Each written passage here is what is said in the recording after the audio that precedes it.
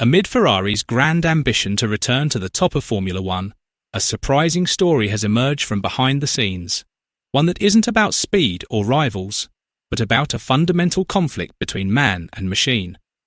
Lewis Hamilton arrived in Miami full of confidence after completing hundreds of laps in Ferrari's most advanced simulator. But within hours, all that work unravelled. A setup that seemed perfect simply didn't work on the real track. And from that moment, a major question began to shake the foundations of this legendary team. What if Ferrari's most important tool is actually making them slower? Let's discuss. Lewis Hamilton spent the entire April break at Ferrari's headquarters in Maranello, working tirelessly in the simulator. He completed hundreds of laps, testing different setup configurations and refining every detail ahead of the Miami weekend. This wasn't just any simulator, it's one of the most expensive and sophisticated simulation systems in motorsport. But when he finally hit the real track at the Miami International Autodrome, reality told a completely different story. The car felt nothing like what he had experienced in the simulator. The carefully prepared setup had to be completely abandoned in the short window between the sprint session and qualifying. Many initially thought this was just a typical setup issue, but Hamilton saw something deeper. He began to question a component long considered the backbone of the team's development: Ferrari's simulator itself. Ironically, on Friday morning in Miami, no one suspected any problem. Ferrari looked incredibly strong in the only free practice session. Charles Leclerc set the fastest time, about 0.3 of a second ahead of Max Verstappen, while Hamilton placed fourth. Ferrari arrived with 11 new components, the biggest upgrade package of any team that weekend. One of the most eye-catching was a new rear wing nicknamed the Macarena, designed to improve downforce in corners while maintaining DRS efficiency. The paddock consensus was clear. Ferrari had done an outstanding job during the April break, but that confidence lasted only about 6 hours. During sprint qualifying, the issues became obvious. The Ferrari showed two completely different personalities depending on the driver.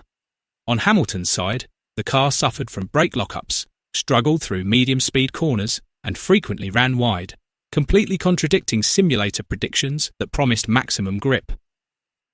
Hamilton could only manage 7th place, more than 0.7 of a second off pole position set by Lando Norris. Meanwhile, Leclerc, running the same upgrade package, qualified 4th. On paper, the gap seemed small, but in terms of feeling, the difference was massive. Hamilton didn't hide his frustration. The car simply wasn't delivering what he expected. With very limited time between the sprint and main qualifying, he made a drastic decision.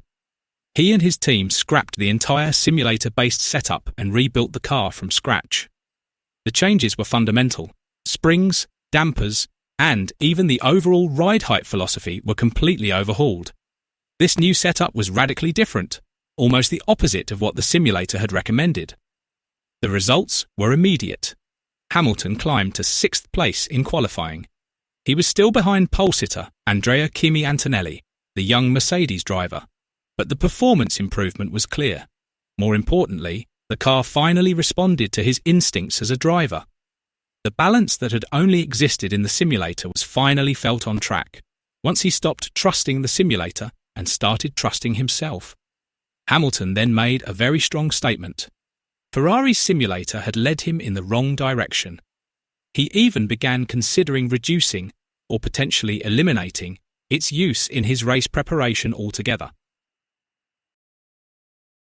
Race day only reinforced that picture. The start was brought forward due to a looming storm, but the rain Hamilton had hoped for never arrived. He picked up minor damage on the opening lap and had to manage an imperfect car for the entire race. He crossed the line in 7th, then was promoted to 6th after a steward penalty for another driver. On paper, the result looks ordinary, P6, but the story behind it is far more significant. A 7-time world champion openly revealed something rarely heard at the highest level of Formula One. One of his team's most critical development tools may actually be slowing him down on track. This wasn't a fleeting complaint. It was a serious signal of a fundamental gap in the technical process that should form the foundation of a team's performance edge. In reality, This issue is not new. Since joining in the 2025 season, Lewis Hamilton had already sensed a mismatch between what the simulator showed and how the real Ferrari behaved on track. Within just a month, back in February 2025, he raised internal concerns about the potential problem. At the time, however, the feedback didn't receive sufficient attention or follow-up.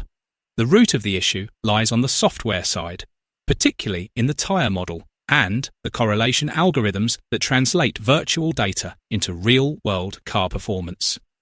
In modern Formula One, the accuracy of these models is absolutely crucial. When simulations fail to reflect reality, the entire development direction, from setup choices to technical strategy, risks drifting off course. The impact compounds over time. The longer a driver relies on a poorly correlated simulator, the greater the chance they get lost in the search for the optimal setup. Instead of guiding the team toward peak performance, the simulator can become a source of illusion, pulling them away from the real solutions needed on track. Ferrari eventually acknowledged the issue toward the end of 2025 and brought in simulation engineers from Mercedes-AMG Petronas Formula One team to address it. But Miami 2026 showed that the fixes are not yet fully effective, at least not for Hamilton. Interestingly, the situation appears very different on Charles Leclerc's side of the garage. He uses the same simulator with the same data, yet achieves far more accurate results on track. He qualified higher and was even running in podium positions before making a mistake late in the race. This reveals an important detail. Ferrari's simulator appears to be better calibrated to Leclerc's driving style, which has effectively been the team's reference point since 2019. Hamilton's style is quite different, meaning the same data can actually mislead him. In Formula One, differences this small can translate into several grid positions. Now, Hamilton is taking a rare step, pulling the team's development direction toward himself. He's no longer waiting for the system to work. He's forcing the system to adapt to him. And Ferrari, under the leadership of Frédéric Vasseur, seems to be backing that approach. But time is not on their side. Mercedes is gaining momentum. Antonelli leads the championship after 3 consecutive wins, while Ferrari is still trying to fix its own fundamental tools. With regulations limiting on-track testing and wind tunnel usage, the simulator has become the backbone of development. If that foundation isn't accurate, the entire process is compromised. Ferrari has everything: funding, talent, and technology. But what they are still chasing is the most crucial element: alignment between data and reality. And in the middle of it all, Lewis Hamilton has sent a very clear message. The answers don't exist only inside a computer. They are found on track, in the tyres, in the steering wheel, and in the instincts of a driver who has spent decades understanding when a car is telling the truth and when it isn't. Do you think Hamilton's decision to rely less on the simulator and trust his on-track instincts is the right move, or could it actually slow Ferrari's development? Share your thoughts below.